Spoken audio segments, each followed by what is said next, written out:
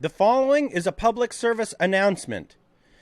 If you are part of a large group of friends partying, you might be in a slasher movie. If you find yourself making quips that on paper should be funny, but when delivered end up falling flat, you might be in a slasher movie. If you've seen exactly 7 boobs today, you might be in a slasher movie. If you are in your late teens to early 20s, you should know that slashers can strike at any time. Large, hate-filled serial killers are out there, roaming the plains, cities, and swamps of America, just looking for a new party to crash. If you or someone you love believe yourself to be caught in the midst of a slasher movie, make peace with your God, because there is no escape. If you aren't killed this time, you will be in one of the next 4 movies.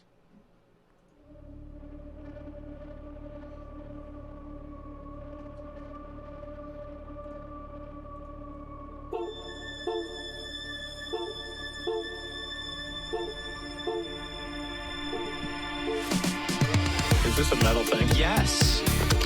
Little taste. David, what is this? It's pretty thick. Break. I have to kill a lot of people. Just tell me what you want me to fuck. I have big tits and a tiny vagina. Oil me up, Daddy. I can't believe that Bryce prefers big tits. Mistletoe alert. This is butt country. This guy was a real jerk. How long can Hugo be pregnant? Chomp, chomp, chomp, a chomp. Oh, I'm just such a dick, David. Okay, everybody, put on your corpse handling gloves. Ew. Hoodie Picasso. Horror. Hello and welcome to Horror Movie Talk, your panel of expert hosts. This week and each week and every week are me, David Day. I'm the foremost expert in scare no-nos, and across the great grand state of Washington from me sits my co-host, Bryce Hanson. He is he's also he heads a PhD, and it's in a thing called spookology, so we're professionals and we know it. New theatrical releases always get priority, but sometimes we head on back to the little old ditties that brought us to where we are today. We've got a great show for you today. We will be reviewing the now somehow classic homage slasher from 2006, Hatchet. That's right. But first, you guys should check us out at our website, horrormovietalk.com. From there, you got links to all the stuff that's important. You can follow us here and there and everywhere. You can follow us in a hat with a bat, not a spear. How about that? You know what, though? We really need to thank our new patrons this week. We got Alex R. We have Taylor W. We have Taylor W. Wait, that's 2 Taylor W's supporting us on Patreon in the same week. One is spelled Tae''Lor, and one is spelled Taylor. So thank you both, Taylors. Are we sure that they didn't just change genders? I don't know Change that their name? one denotes. I think that's a little Maybe they're in sexist their of you. transition period. Yeah, maybe don't assume anything, because That's true. that's kind of a really cis white male thing of you to do. Taylor, you just let us know your pronouns and when you're ready to come out in public. Also, thank you, Derek J. and Liz C. Thank you all so much for supporting the show. We really appreciate it, and we always get pronouns wrong. It's not by design; it's just by happenstance. It's because we're horrible people.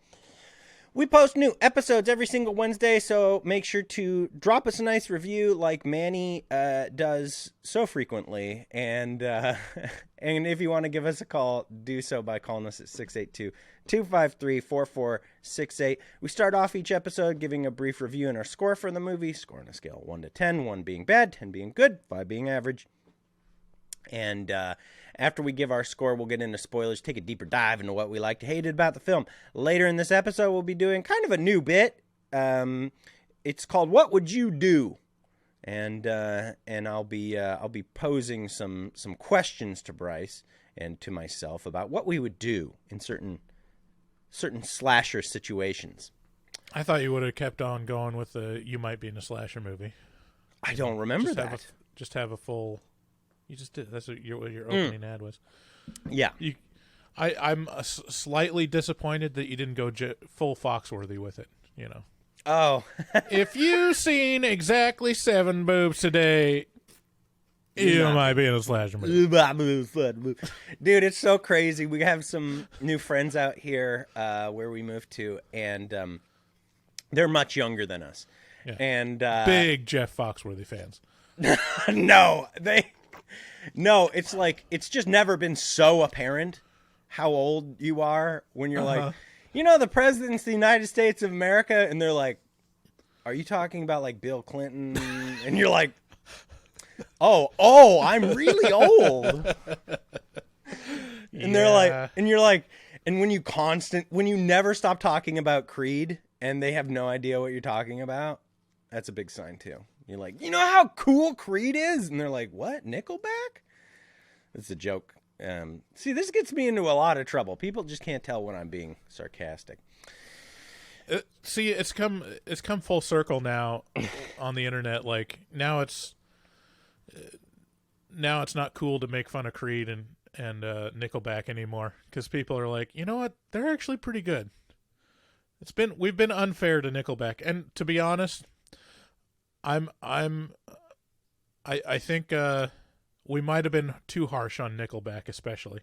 Creed is a piece of trash, but whoa, what about Nickelback? What about POD? POD? Yeah, no, you don't know. Okay, Pissed him of a down. No, pissed him of a down. We watched Hatchet on Tubi, and we're treated to one of the most generic comedic slashers I've ever seen in my entire life. So, without any further ado, here is the trailer.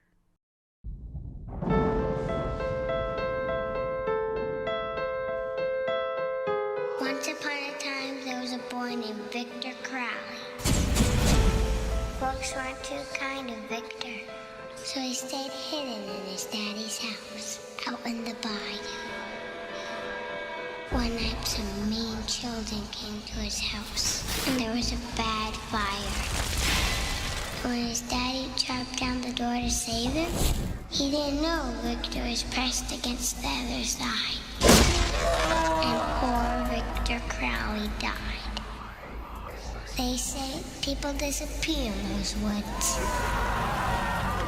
And legend has it, if you get close enough to the old Crowley house at night, you can still hear Victor Crowley roaming in the woods, crying for his dad.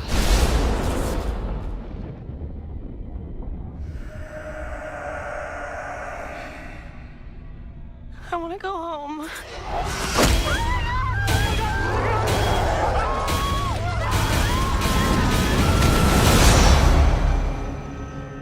We're all gonna die.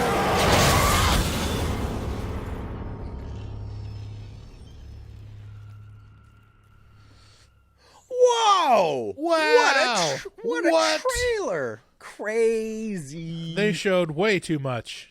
Now I understand too much of the thing that I didn't want to know too much about. Yeah. Also, I'll give a plug again to Hoopla. It's also on for free on Hoopla. Is there like do you have an app on your TV for that, or do you cast it? It's got an app for everything. So it's got an app on my TV, on your phone, on your desktop. You can watch it pretty much anywhere. You just have to see, like, whenever I mention Hoopla or Canopy, they're like, okay, I'm not poor, so I don't use the library. It's like, just, if it's been a while since you've been to a library, you should go get your library card and realize how awesome it is. Here's a bit of the issue. So, like, I will use the library for, to check out books. But most of the books that a lot of times the only version of the book that's available at the library is an e-reader book. So I'll check it out via e-reader. But it's a little bit of a convoluted process. So in my head, Hoopla is a convoluted process because it's part of the library. It's not. I mean, it's not perfect in terms of like finding stuff. Like their search engine is not great. Like, I think I searched for Hatchet and found Hatchet 2 and 3, but it didn't show the first one. But I found it if I looked at the list of movies alphabetically. Well, to be fair, that was my experience on Tubi as well. So not doesn't sound like too much of a detriment. The synopsis for Hatchet goes, 20-somethings are in New Orleans and decide it will be fun to go on a haunted swamp tour. What they don't realize is that this is Victor Crowley's, played by Kane Hodder's, swamp. Who is Victor Crowley? Well, besides being a close personal friend of Ozzy Osbourne, he is a troubled man who lives a troubled life of cruelty inflicted upon him by local kids. Victor's ghost? Question mark? Now haunts the swamp where he was tragically killed by happenstance and tragedy. Also intentional murder. Everyone gets way more ripped apart than they bargained for. My review for Hatchet goes, I chose to review Hatchet because I'm having a hard time in my personal life, and this seemed like the kind of thing that I could handle. I was right. There is nothing here to make me feel feelings. Just mindless distraction in the form of sex, violence, and heinous monstrosities against God. The comedy is without feeling. The violence without warrant. The concept is as old as film. Monster bad, but monster also tragic. But also get out of my swamp. There are attempts at comedy that do not land. There is gratuitous violence that sloshes buckets of blood all over the place. There are even hot girls shooting softcore porno. Adam Green is the director of Hatchet, which is clearly an homage to 80s and 90s slashers, the likes of Candyman, A Nightmare on Elm Street, Friday the 13th, etc. Green manages to conjure all of the basics from these legendary slasher titles with absolutely none of the heart of any of them. Horror icons Kane Hodder, Robert Englund, and Tony Todd are featured in Hatchet. Robert Englund and Tony Todd as cameos, and Hodder as Victor himself. As I mentioned earlier, Todd and Englund, yada, yada. This is as boring and lifeless a movie as I can imagine, and it helped me through a tough time. Sometimes a mindless waste of time filled with brimming buckets of blood is exactly what the doctor ordered.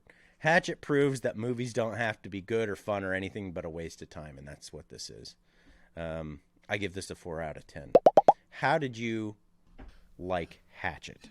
Yeah, it's so funny because, like, I agree with everything you said, but the comedy landed for me because, like, I was in kind of the perfect mood for this. It's like if you sit down and, like, watch it with concerted effort and judge it, no, it's not going to be good.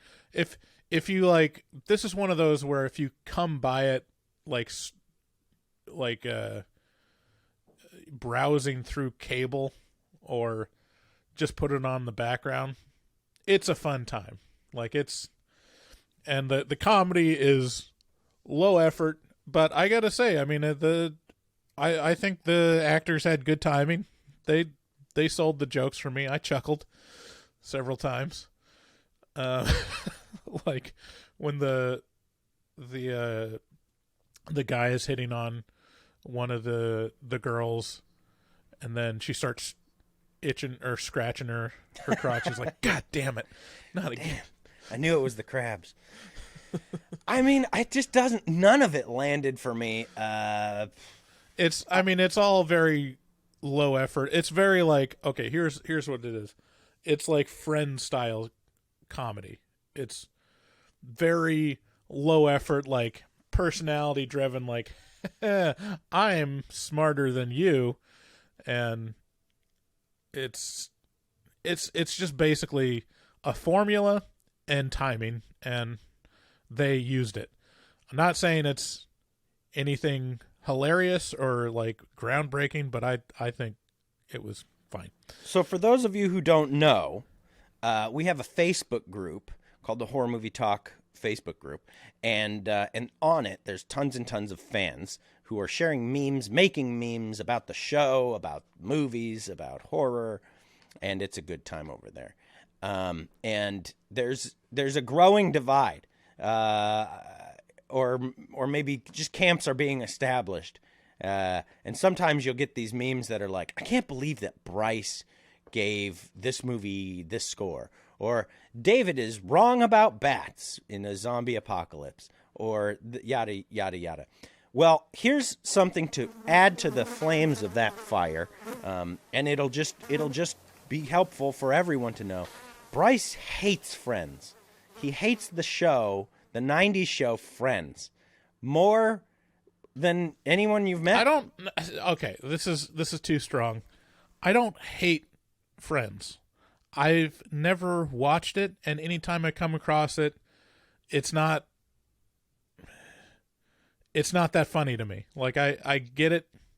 If you're watching a sitcom, it's pretty necessary to get acclimated to all the personalities, and like the setups work a lot better. But if you don't care and you watch Friends, any of the jokes seem like super lame, and like, I don't know. It's that, and like, I'm a Seinfeld guy, and so I'm smarter than you, obviously. Oh, as if I don't like Seinfeld too. Like, it's like, oh, it's there are camps, and Seinfeld people do not like Friends, and Friends people do not like Seinfeld. It's like, what?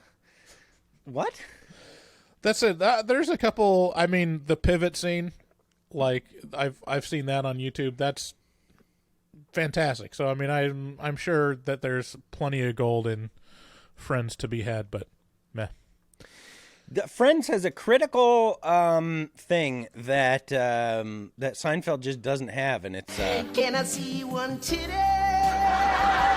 Oh, girl, just give me one today. Ooh. I just want to see one of your titties, girl. Yeah, I mean, anytime Jennifer that Aniston pokies. Yeah, anytime that I switched by and saw Jennifer Aniston's pokies, I mean, I was definitely watching it, but I wasn't paying attention to anything that was going on. It was weaponized. Like, them nips were all over the place. It was like her nips each had an assistant, you know, that was like a groom, you know, like a what do you call him, a fluffer? Yeah, just like, she had a nipple fluffer. We got to get these nips standing up straight. And Jennifer's like, it's been 6 hours of shooting. You can't expect them to. And then they built like little tiny, like out of little toothpicks, little tiny prop up those nips, you know, like, like making little erectors. Lots of nips going on in Friends. Anyway, Bryce hates Friends with a white fiery passion. So from Friends. now on, you can just, if you hate Friends too, that makes Bryce's scores all the more good. And if you think that's a ridiculous thing, then that will flavor you that way too. You'll have to think of something to give them about me. Yeah, Hatchet just felt so generic. I just was like, this can't be good. So, what did you give it? Did you land on a number? I forgot. I mean, it's completely average. Like, I give it a 5.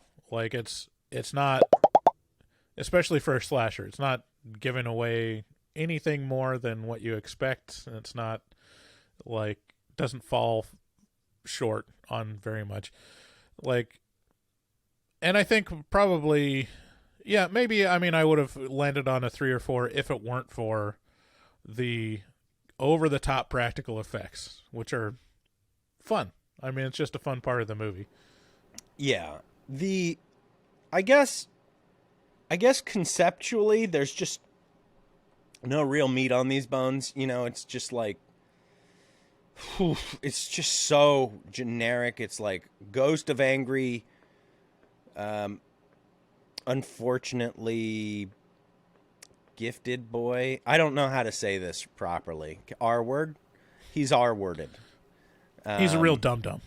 Yeah, he definitely. But his dad loved him, and that love was beautiful. And those kids hated him, and that hate was terrible. And it tore the family apart. But it just didn't, it was just nothing. It just felt like so much nothing. And, you know, you can hurt him, but only for a little bit because they're in his swamp. And in his swamp, he can regenerate or something. Like, is he a ghost? Like, that was the other thing. I was like, so he is a poltergeist? Don't worry about it. It's Kane Hodder. He can do whatever the fuck he wants.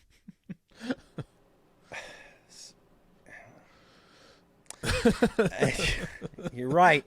When you're right, you're right. Hey, you guys, you know what? What? Well, you know how you're listening to these commercials? Well, you don't have to.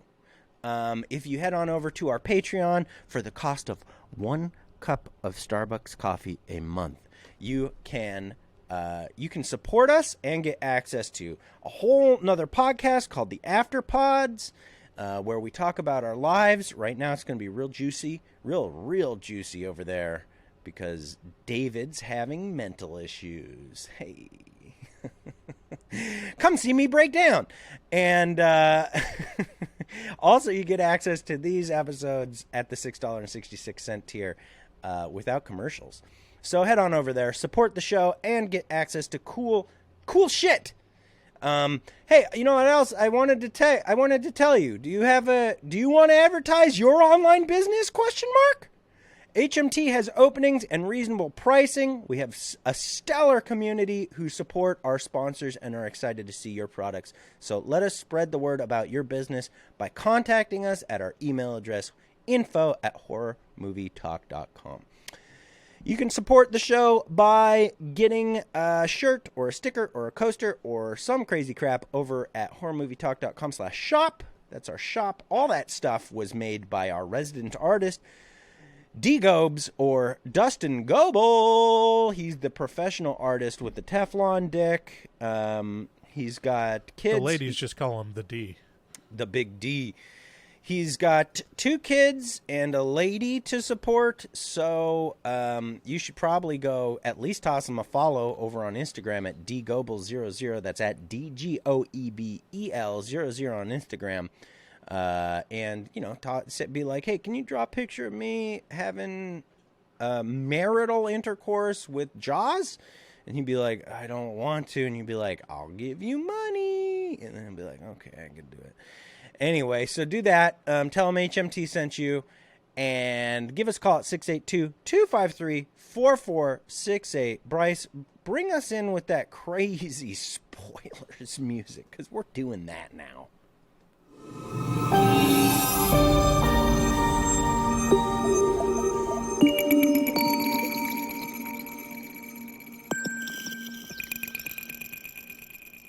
Spoilers. I'm dead inside from feelings, Bryce. Home of pirates, drunks, and whores, New Orleans. Tacky, overpriced souvenir stores. If you want to go to hell, you should take that trip to the Sodom and Gomorrah on the Mississippi, New Orleans. Stinking, rotten, vomity, vile New Orleans. Putrid, brackish, maggoty, foul New Orleans. Crummy, lousy, rancid, and rank New Orleans. What's the matter, honey? I can't believe you didn't play that one. Yeah. Nothing get. Well, Were you're planning on it? Because Yeah, I can't believe it was an oversight. You didn't give me time. Sorry. No, Okay. no. Nothing cheers me up like The Simpsons. So thank you for that. No, actually, I have a couple just off the, a little bit sidetracky things to say before we get into the meat of this thing. Number one is. Oh, hey ho! I call it squirrel. Well, they said you were hungry, Carly. I don't think it's a squirrel. It's a me. It's a mink. Really? How do you know? Probably ran over it. In medical school, they make you work on animal cadavers before you get to the real thing. It's a mink. Oh, hey ho! I call it squirrel. This reminded me a lot of Wrong Turn. Oh, yeah. Definitely. This was very much in the same vein. Yeah, but I gotta say, I liked the characters. This is the fucking. You'll never hear me say this again. I liked the characters in Wrong Turn more than in Hatchet. Like, generic garbage, throwaway, nothing characters from the mid-2000s.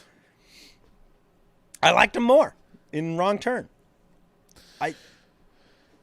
Yeah, no? I mean... Oh, hey ho. Oh, hey ho, I called it.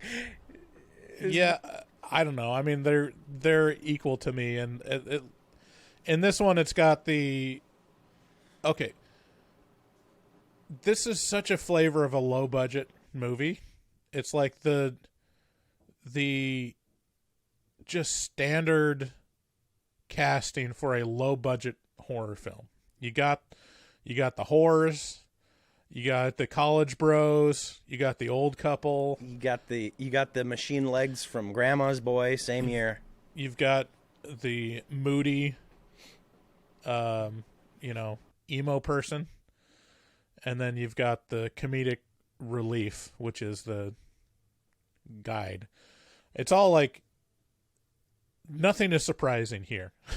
And like it's all archetypes, and it's all like, yep, we've got a cavalcade of personalities to murder. Let's get started. Yeah, and I mean there are a couple surprises, right? Robert Englund coming in at the start.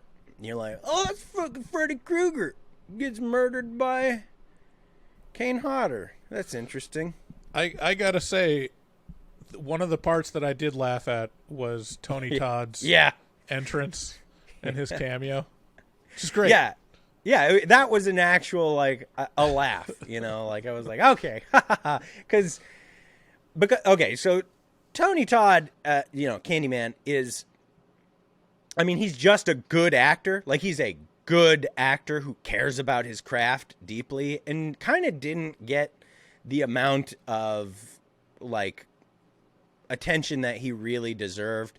So you have to make do with his kind of cameos in stuff. Like, he makes a couple cameos in Deep Space Nine that are just like, oh, this is so fun. Like, they had to build like a very specific like backdrop for Tony Todd in Deep Space Nine to showcase his fucking chops, which are really good. And in this, it's like the same. You're just like, oh, there's the diamond in this movie. It's not Robert Englund. I mean, Robert Englund's fine, but he's not fucking Tony Todd, Well, yeah, I mean, and the characters are. I mean, Robert Englund's character is generic redneck, and so it's not much scenery chewing that you can do with it.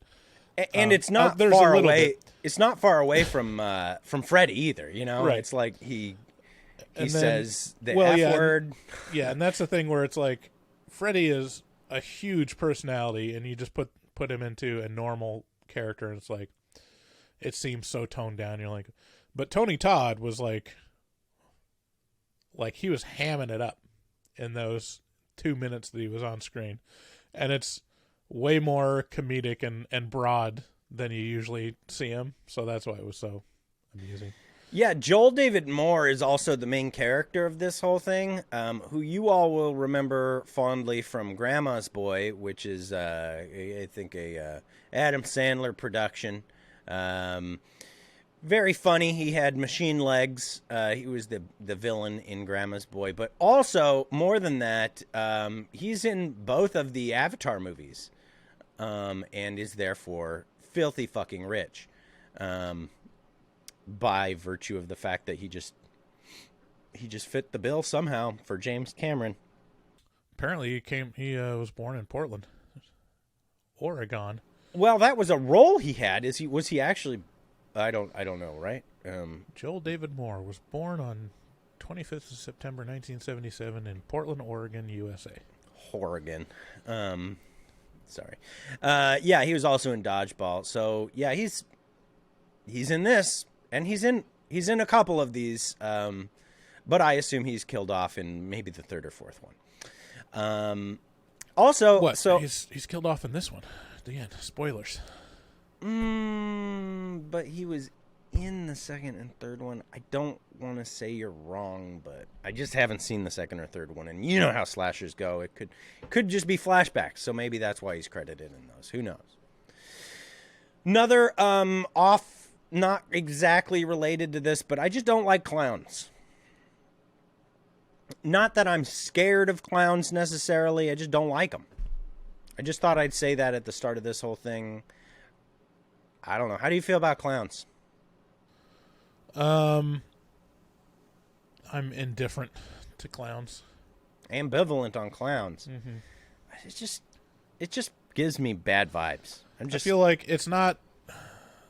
I don't know. It's like they're not amusing to me. They're not. I guess they're not entertaining, and therefore, like, they're also not scary to me.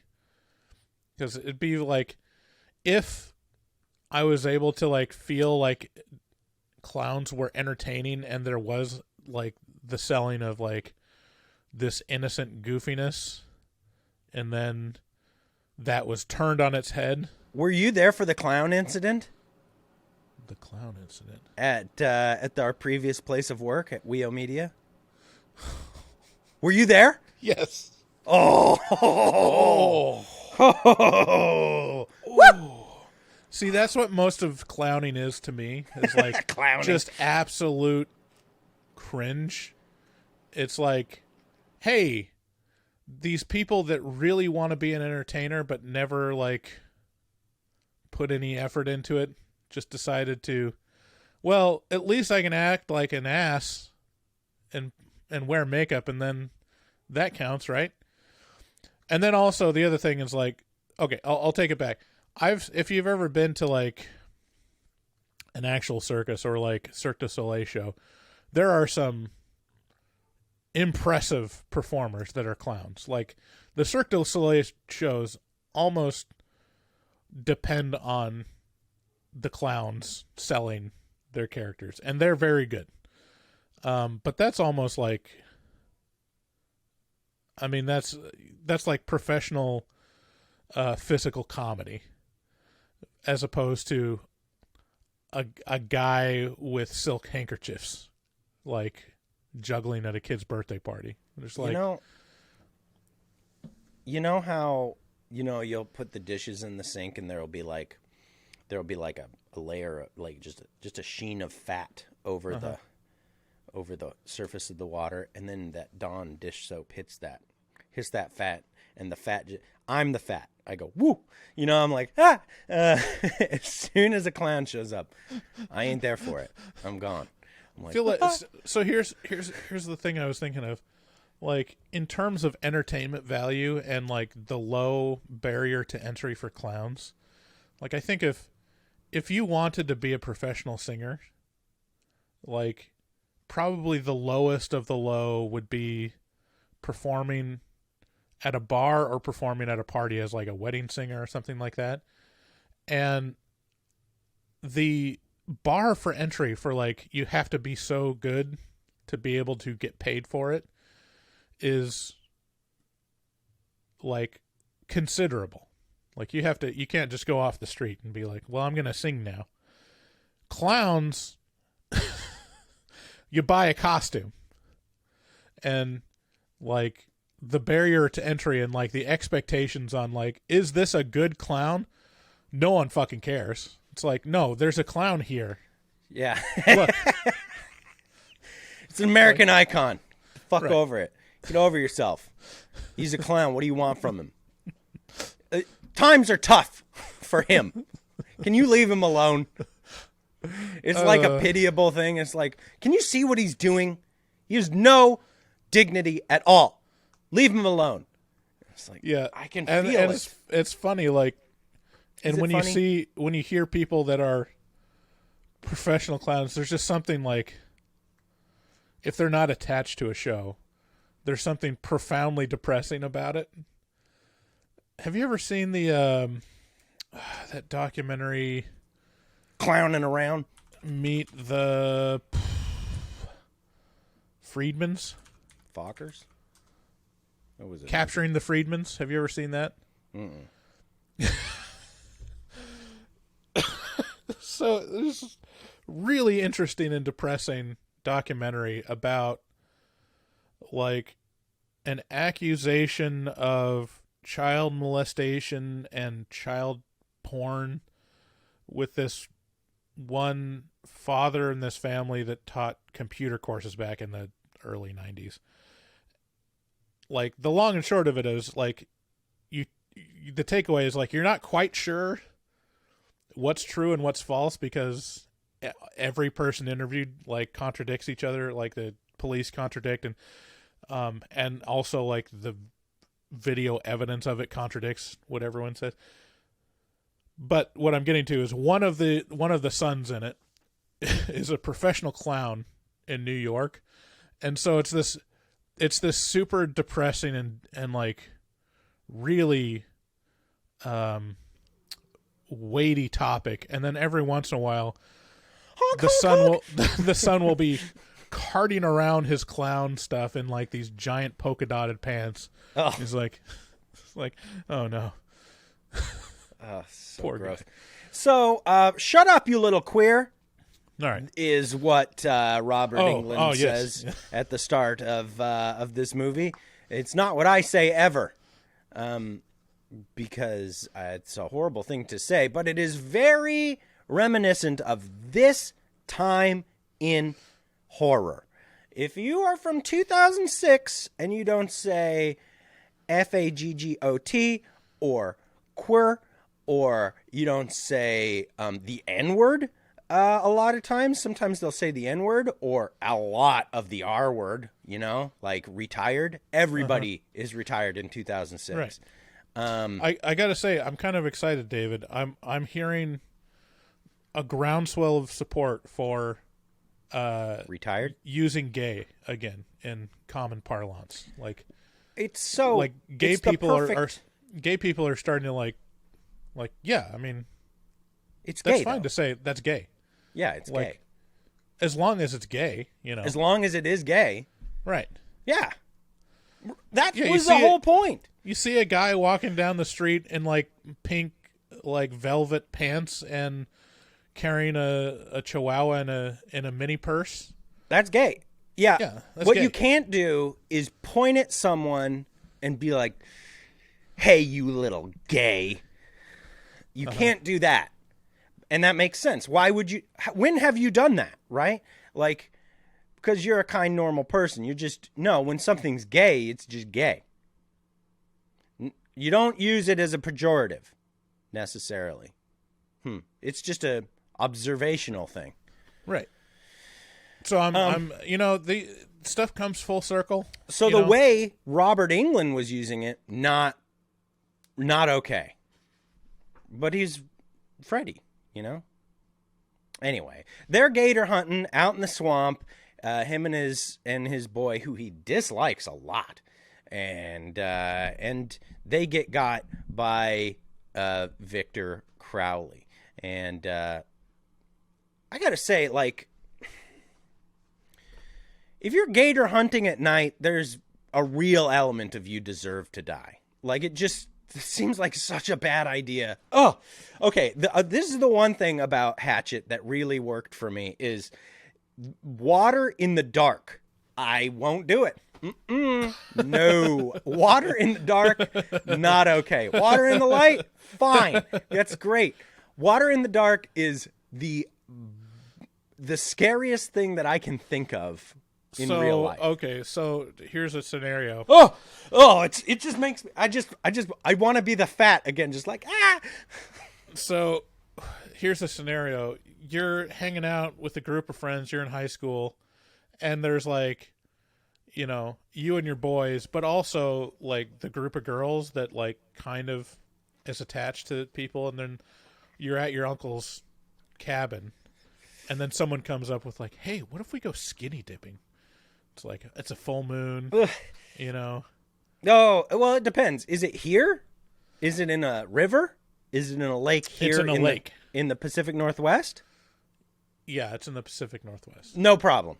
I'll do that. That's no problem. Okay, so what if your uncle's cabin was down in the bayou? Oh, no. No. No. It was just have you seen gar? Have you seen what a gar looks like? That's just a fucking fish that swims around out there. They're monstrous and have huge pointy teeth. That's just a fish that's just swimming around. Not to mention the alligators and the fucking the snakes. Huh. The water snakes, dude. See, I still think it'd be worth it because, number one, the likelihood that something's going to attack you is very, very low. But the likelihood of the naked girl freaking out and needing protection from something rubbing against her leg, it's like, I mean, that. I'm just saying, if I was a high schooler, I would look the other way in terms of self-preservation. Can't bear it. Can't bear the thought of it. But that's probably the only rationale that I would be able to like swim in complete darkness. So in this movie, in Hatchet, every time that they're falling into the water, revolted. I do not like that because I know there's gators. You know it. You know that he's hunting for gators. I'm just like, no, why? Why would you go in the water in Louisiana? It's just so many people have gone missing that way. Like, no. Ew. Ugh. Ew, David. So that really bothers me. On the other hand, on the exact flip side of that, they go on a, they're in New Orleans for, what's that party? Mardi Gras. And the old machine legs from Grandma's Boy decides that's not very fun to get drunk and stuff. Instead, he wants to go on a tour. I got something in my eye here. We're on YouTube, by the way. You can see me picking crap out of my eye. He decides he's like, we should go on a tour. And his buddy goes, okay, for some reason, I'll come with you. And so they go on this tour, and like it's like a haunted swamp tour. And he wants to see like lights in the swamp. And I got to tell you, the flip side of me not wanting to go out on the dark water, that deep water, that dark water, go flap around, little fish. You can pull that up. If you wanted to pull that up, if you can play it through the soundboard, I would love you. But on the flip side of me not wanting to be in the dark water is me wanting to see swamp lights very badly. I know that this is a thing, swamp gas reflected off of Mars. Like, I want to see whatever these weird swamp lights are deeply. So I'm at a bit of an impasse because I would very much like to see that. I've never even seen a video of it. I've never thought to look it up. Swamp gas, yeah. Oh, what? Do you got it? The flop. Fat kid, no go. Glass shark, come to that dark water. Get you, fat kid. You swim around, he bite your trunks right off. You tubby little fish. You swim all you want, flap around, glass. Yeah, it's all chopped up. Shark gonna come. Yeah. Glass shark behind you, fat kid. You gotta swim faster. But then there's a corn dog at the end of the pool. Get out that dark water. If it's gonna that skip glass around, shark coming for you, fat kid. I mean, it is loaded. It says it's yeah. I don't well, know. it's done. You get the idea. Glass shark gonna get you in that dark water, that deep water. That dark water. flap around. That's from my brother and I and me, and yeah, MBMI. And no, I don't know. There's a lot. So there's two girls on this tour who are whores. They are. Let's see here. Whore. They are whores, and they're shooting a softcore porn on. Yeah, I mean, they are not shy about the boobs in, like, the first, 15 minutes of this movie. Like, it's just... A lot of boobs. A lot of them. And they're just like... It's almost like they don't want to lose your attention for the first 10. Because they're just, walking and then talking among friends. And like, hey, look, boobs. And then I have big tits and a tiny vagina. It just shows a girl just, lounging, just, with her tits out. It's like... Hey. Hey. And then they move on. Smoking on a cigarette. Is it okay? Quick question. So, another sidetrack. This is episode. I mean, there's just not a lot here. So there are going to be a couple sidetracks on Hatchet. Sorry, there's just not a lot to talk about. Is it hot when a girl smokes a cigarette? Are you into that? Do you like that? I think in film or in like fantasy, yes. In reality, no. So if there was some hottie sitting there being like, just, sucking on a cigarette, looking at you and being like, hey, Bryce Hanson. Like from afar, yes.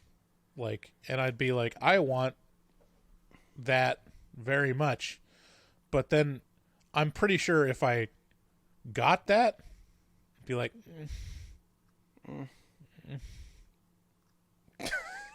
Okay. Okay, well, I'm into it. I like it. I'd be like, yeah. All right. it'd be like if you like, had a date with Kate Middleton. Who's the? Were you trying to say Meghan Markle? Some hot like model, and like, and then you put your arm around him. And you're like, this is going pretty good, and then you just smell like some really rancid BO. Like, oh man, that's so much better. Oh, you just made it intensely better. Oh man, that's my fetish. Like, you made it way better, dude. Are you one of those guys in those porns that are just sniffing their armpits? Like, yeah, their armpit. Yeah. Yeah. Oh no. So yeah. Speaking of which, this girl scratches her crotch. She's like, yeah, it's great because they set it up that like the guy had gotten crabs previously, and they're like, "Yeah, she was scratching her crotch."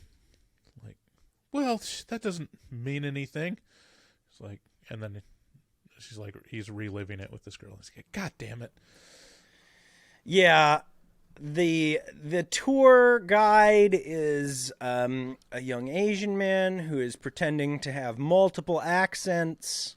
It's very hard to tell why. It's just kind of a mildly racist 2000s thing. It's like, I mean, seeing anyone try to do like a Creole accent is always amusing. Like, it's a great accent to try to ham up. Can you? No. Oh, okay. But no. Yeah, like you watch Waterboy or you watch like, it's fun. It is fun. But then they make him have another fake accent of like a super like Asian, like Vietnamese accent.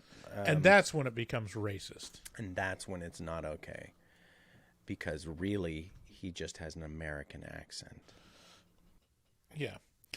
I mean, this is back in the times when Asians weren't on film. It was like, there was Long Duck Dong, and then... What? No one else. The guy from 16 Candles that played Long Duck Dong. You've never seen 16 Candles? No. No, you're focusing on the wrong thing that I'm surprised by. The Asians weren't in film in 2006? Just Asians generally? Yeah, there just wasn't, like, this was the type of part that they would have. Like, you would have the stereotypical or comic relief Asian. This is problematic. You are being very problematic. Well, that's why it's a problem. Okay, but what about Harold and Kumar? Oh, what year was that? That's the exception that may prove your rule. But I've never heard of that. I don't know if that's a thing. Young Victor Crowley was played by... Okay, well, maybe I'm wrong. But I'll say 80s and 90s, definitely. Like, they were put in a box. And I think Harold and Kumar really changed that. But this movie is not the case. No. So here's an interesting thing before we get into the story of Victor Crowley. Go ahead and just take a look at the top cast. Are you on the IMDb? Uh-huh. Scroll down, down, down, almost to the bottom of that Yeah, top the young cast. Victor Crowley. Young Victor Crowley. I was going to bring this up. Played by Rylea Vanderbilt, who is a smoking hottie. I mean, she is just a gorgeous woman. And it doesn't make a whole lot of sense. She's been in other things, such as Mega Shark vs. Colossus and Avengers Grimm. Also, Team Unicorn, Wonder Woman. Yeah, from 20... Oh, no, that's a short. She was Wonder Woman. But I thought it said she was part of Frozen, but I think it was just a knockoff. No, Frozen... Okay, well, that's another thing I was going to say. The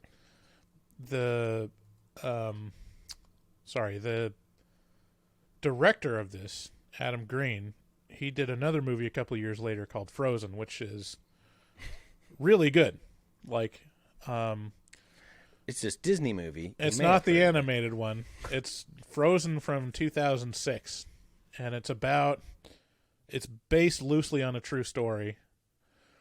Well, not even loosely, really. It's about these 3 skiers that get caught on a ski lift when the resort closes for several days.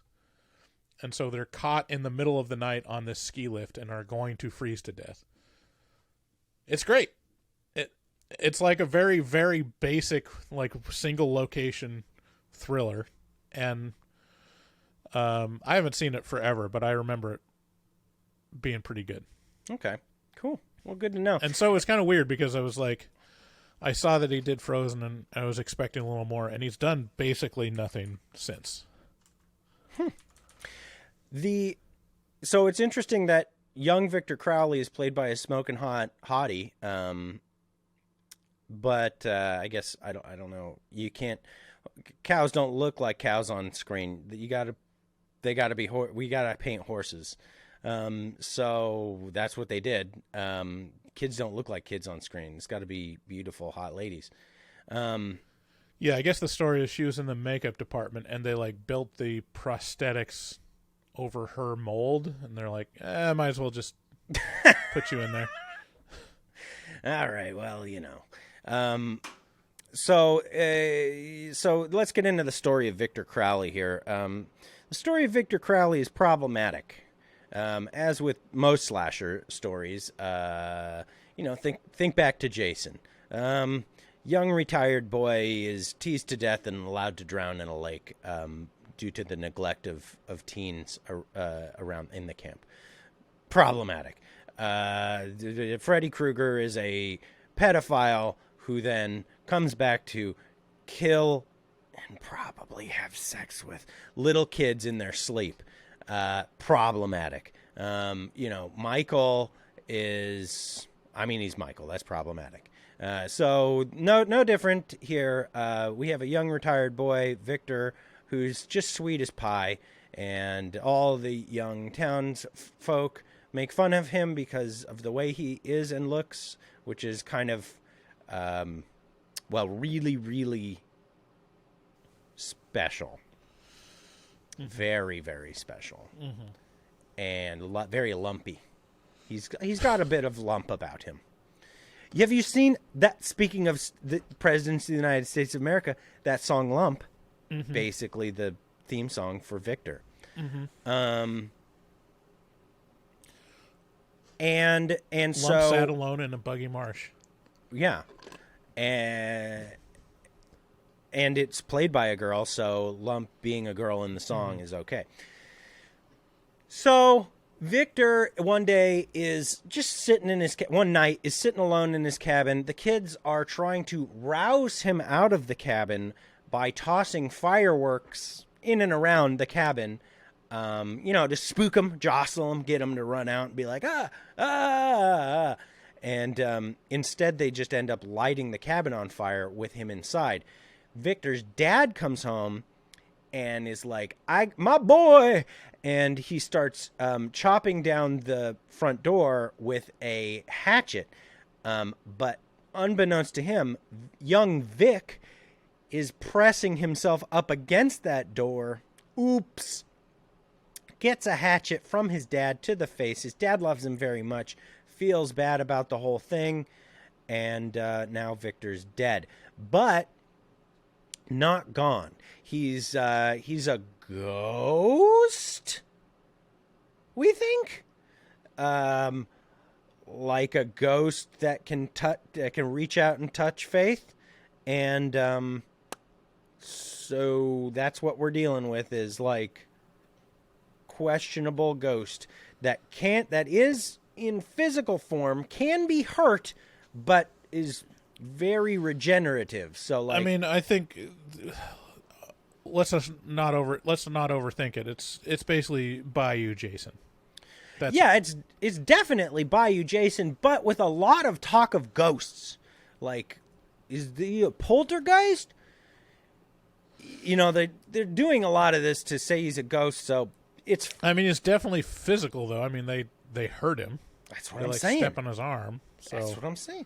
What do you know about ghosts, Bryce, honestly? As much as experts do. Well, you know what I know. Oh, hey ho, I call it squirrel. That's right. Oh, hey ho, I call it squirrel. Oh, hey ho, I call it. It's a ghost. It's Victor Crowley. And so that's kind of the lore behind Victor.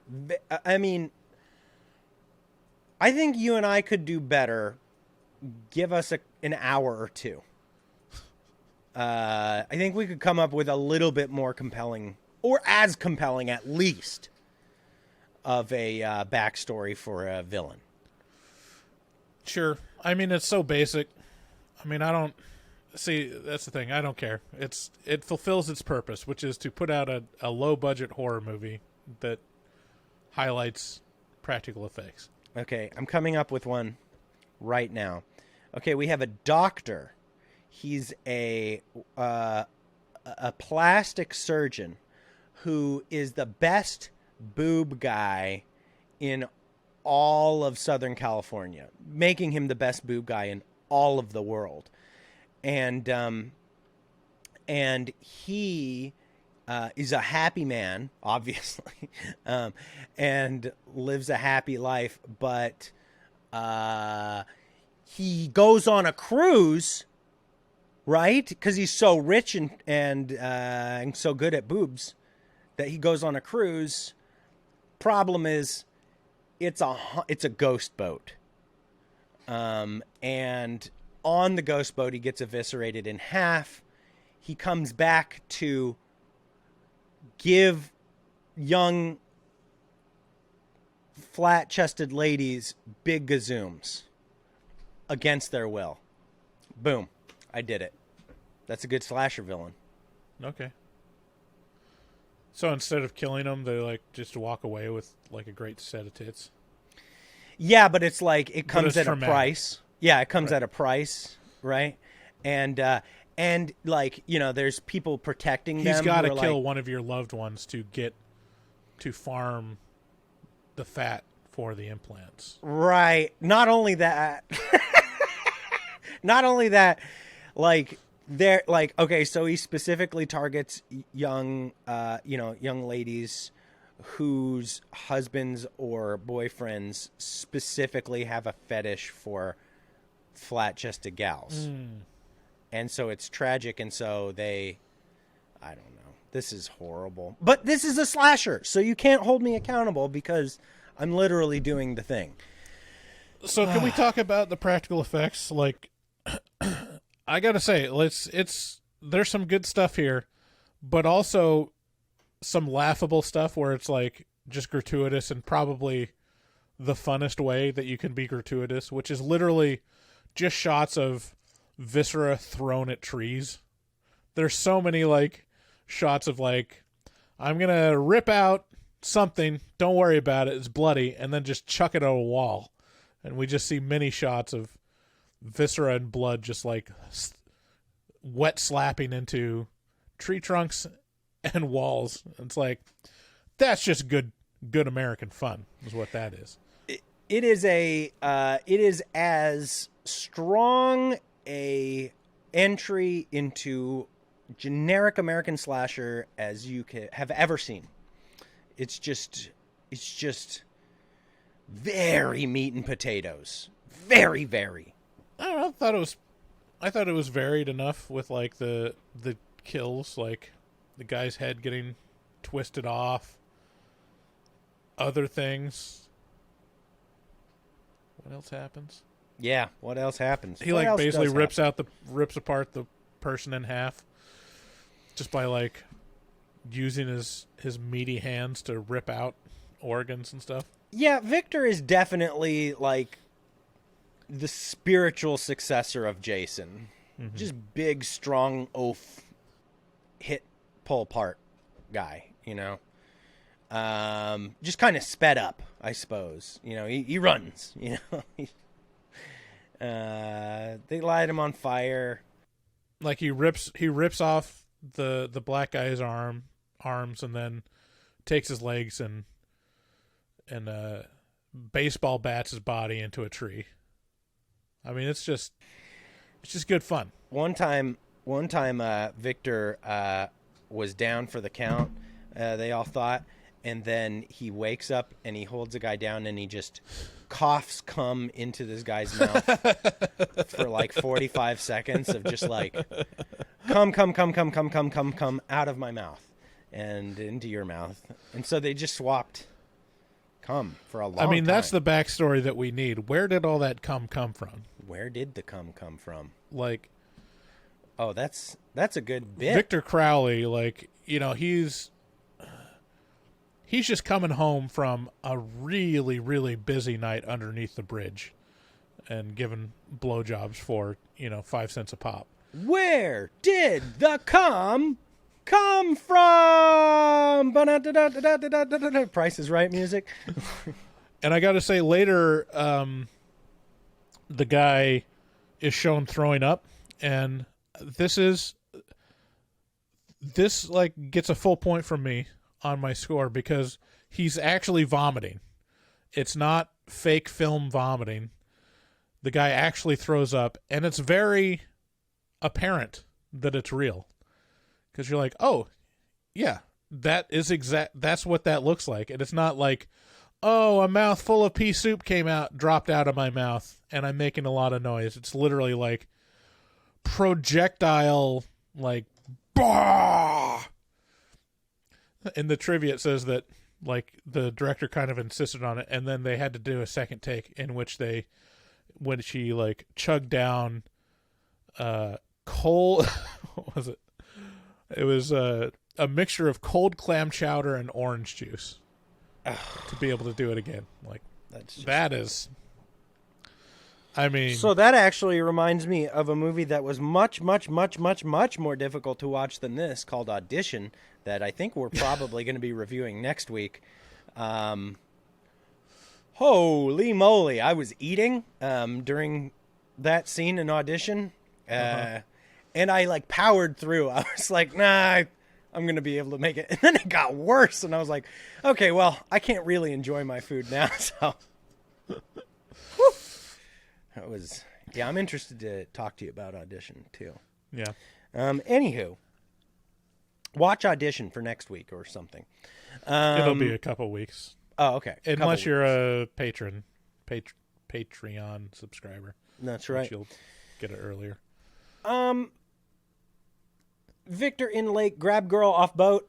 I have there's, the end of this is just kind of a very abrupt. It's just like, okay. It was also so she gets grabbed off the boat, and then she's in the water. There's several scenes like this where it's like the shot is showing something that is apparently supposed to be communicating something, but makes zero sense because we're showing a shot of her like kicking at just some slight, tiny twigs around her feet in the water, and I'm like, is this supposed to be communicating that she's stuck? Because obviously she's not. You keep showing her foot being able to kick at nothing, Did that draw you out at all? Do you know what I'm talking about? I'm gonna be honest, nothing could draw me out of this movie. I was never in the movie, like, I didn't see, I was just Like, yeah. She's like she's like drowning in the water, but there's no reason for why because she's pulled out of the boat. So you assume like, oh, she can't swim it because someone's holding her down.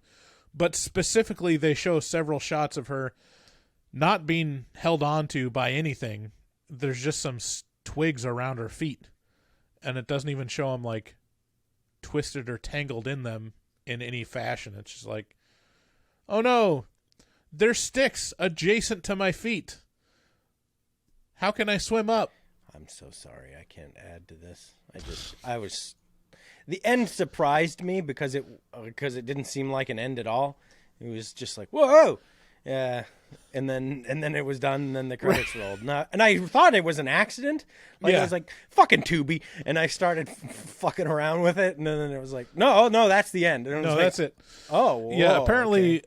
Apparently Hatchet 2 and 3 are just a continuation right off where it cuts off. Like it's literally Hatchet 2 and 3 happens within the same night or the same couple days or something like that. So if it feels abrupt, good news, you got 2 more movies to watch. So there it is. There it is. It was good. It was fun, but it wasn't good fun. I thought it was good fun.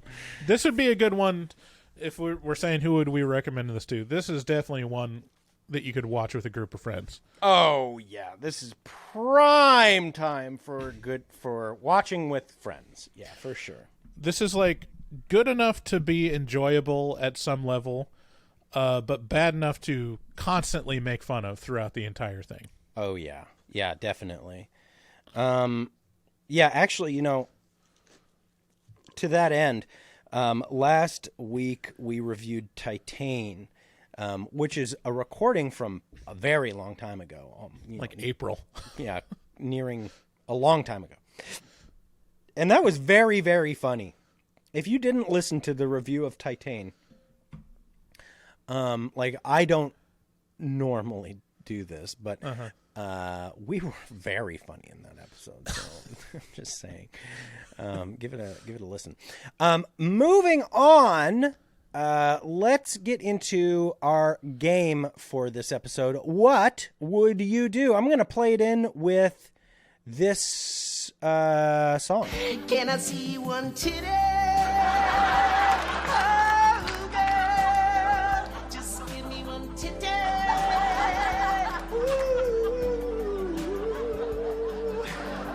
I just want to see one of your titties, girl.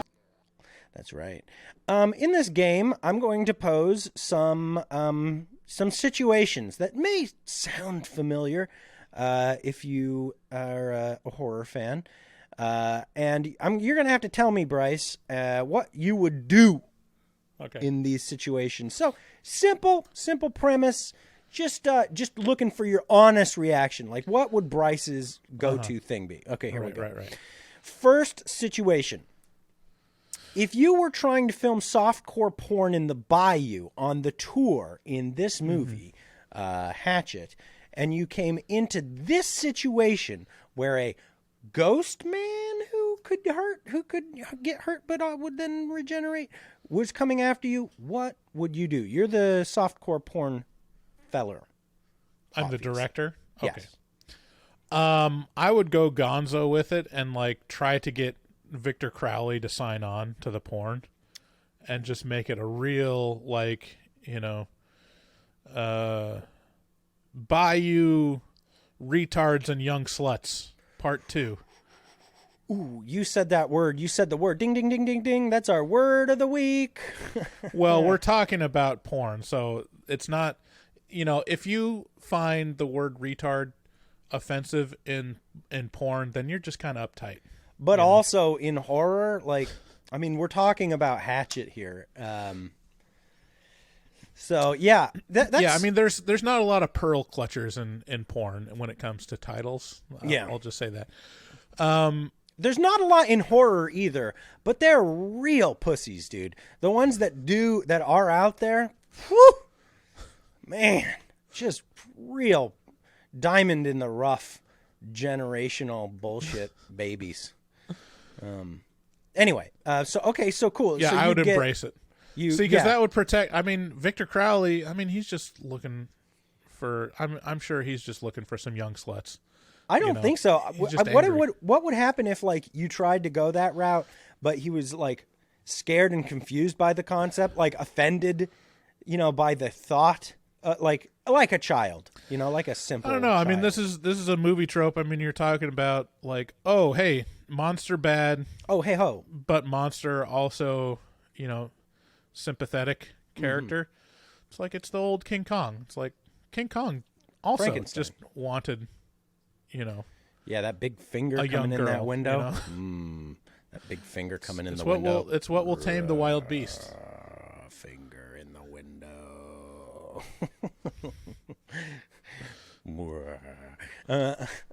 Yeah, no, okay. Yeah, that's a good I think if it were me, it would turn into Blair Witch like that. It'd just be I'd just be like, run away. And specifically I would get away from water.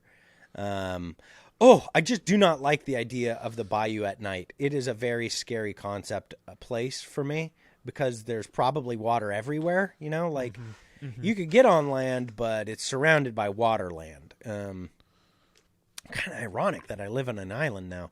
I didn't think about this. I did not think this through. Oh, God, no. Oh, no. Okay, next situation. If you were a teenager trying to sleep, but this pedo sleep demon kept trying to kill you in your sleep, what would you do, Bryce? Oh, so Freddy Krueger? Yeah, so if you were just trying to sleep, and you were a kid, a teen, and Freddy was like, "Hey, Bryce, looking to motorboat them cheeks," and you were like, "Ah!" How would you respond? I mean, I feel like I'd do the same thing that the kids in the movie did, which was just try to stave off sleep for as long as possible until you go insane and fall asleep and you're helpless. Doesn't seem like a good plan to me. It's not a winnable situation. Like, I think it might be. And let me tell you how. Okay. Real freaks. Okay.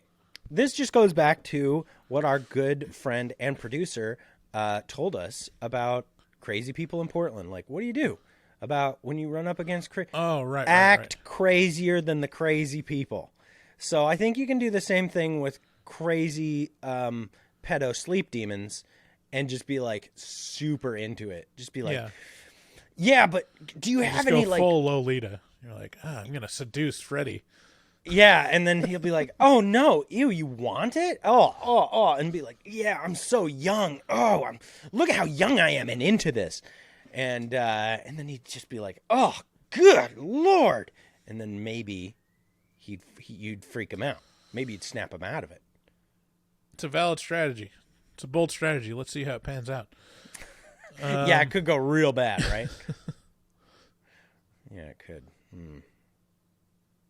I'll take that. Next situation. If you lived in a town where a guy put on a Star Trek mask and started killing mostly women, then you, young Bryce, what's your reaction? How young? I mean, right now? Like 40-year-old Bryce? No, young Bryce Hansen. How young? Laurie Strode. Oh, Star Trek mask. So it's Halloween.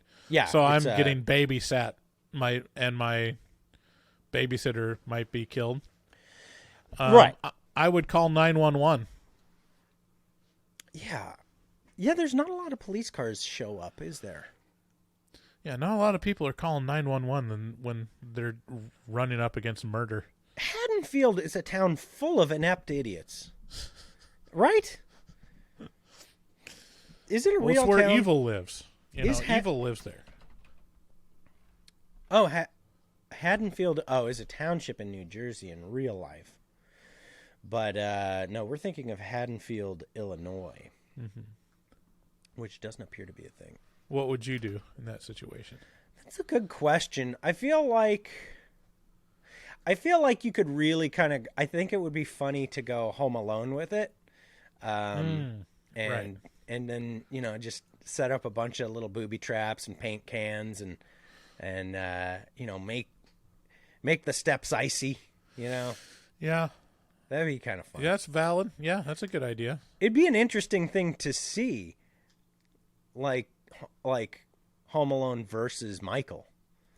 So I think that'd be. I feel like the answer for that though is like you'd have this montage of Kevin McAllister setting up all these traps and like putting on the torch on the door knob and like icing the steps and putting nails on the basement steps and the ornaments by the window, and he'd be upstairs and be like, now we're just biding my time, and then the camera shows Michael Myers standing right behind him and just rips his head off. It's like, that's just not how Michael Myers works, you know? Right. Yeah, that's a good point. I still can't get over the coolest kill that I think Michael ever did was in Halloween Kills, where he breaks the halogen light bulb in half and stabs that lady up through the neck with it. Halogen light bulb. It's like, oh, it's so creative and disgusting, but so creative. Okay, if you went to scout camp around a lake and were chased by a mama's boy who is still damp from drowning, what then, Bryce? You're a camp counselor. You're Bryce. I mean, we're talking about Jason from the last scene of Friday the 13th, or it's kind of just Jason generally, you know. So Jason, hockey mask Jason. Yeah, Crystal Lake. Yeah. I would call up my mommy and ask her to pick me up. I'd just be like, let's say it's in New hello, Jersey. Mata. And you hello, live... Fada. Here I am at Camp Crystal Lake. And I would just write home and be like, it's not working out. Like, I can't sleep. All the other boys are picking on me. And also, there's a guy in a hockey mask killing us one by one. Can I please come home? Okay, that's valid. And in 3 to 4 days, maybe Tommy Hansen would show up and be like, Bryce, are you okay? I got a weird message. For some reason, I have this accent. Okay, yeah, okay. So I go, what does Jason hate? And I go, premarital sex. And not a problem, Jason. Promiscuity. And so I think my move would be to find the condoms and then jack off all the guys until they got hard and then put the condoms on them to show that I was concerned about their sexual health and that and for me, good time. So so just a regular scout camp for you. Okay, if you're a kid attacked by a doll that was possessed by a serial killer, if you were just a kid and you got a doll for Christmas, but it turned out that doll had a serial killer's soul inside because of a voodoo hex thing. What then? You're little Bryce. You got a Chucky doll. Go. I mean, I feel like realistically, and this is what I always come across with Child's Play, is I would just punt that motherfucker across the room anytime it got close to me. He's so strong and wiry, you know? Like, he's got moves. Yeah, I mean, I guess maybe if he has supernatural strength, but I still feel like if you get a good swift kick in, like, it won't give him enough time to latch on. Mm.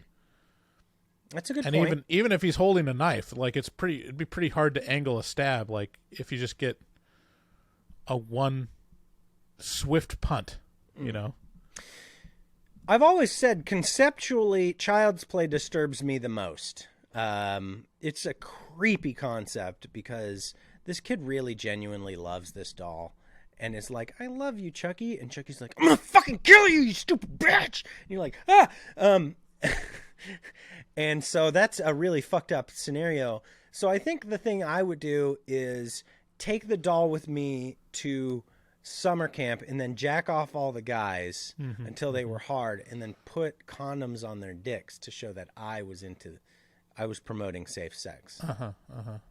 So that would probably be my move there. Okay. Well, there it is, you guys. What would you do?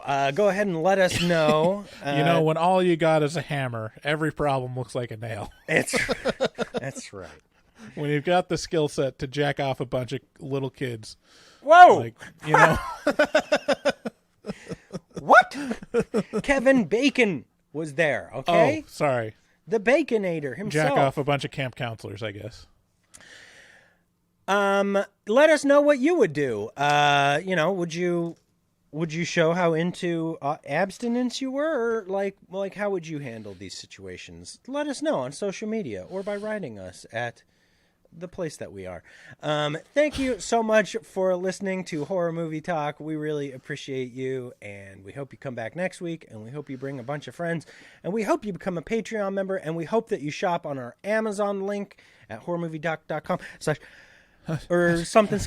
There's a button at the top. It says Amazon. If you click through it, then some of your purchase goes to us, and that helps a lot. You think it might not, but it does. So do it. Special thanks to all of our Patreons, all the Taylor W's out there. We appreciate you. You guys have a great week, and call us at 682-253-4468. Bye. Bye. Good day, sir. Good day, sir. You lose. You get nothing. Is that a raincoat? Yes, it is. I just took a stroll through the scraggly woods. He had no face. Horror!